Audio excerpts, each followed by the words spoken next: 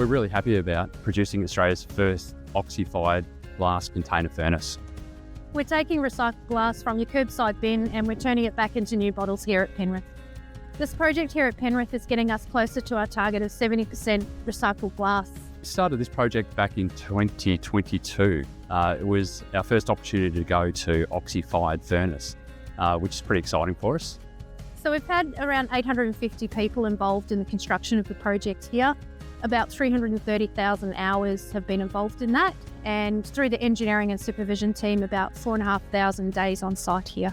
We have some great experience and great knowledge in the glass industry. So from our furnace experts to our machine experts, our mechanical engineers, electrical engineers, we've pulled together and we've punched above our weight.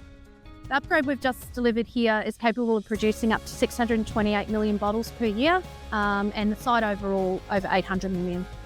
This furnace will have around about 45% reduction in energy consumption compared to the previous furnace through clever design and oxygen and pellet preheating.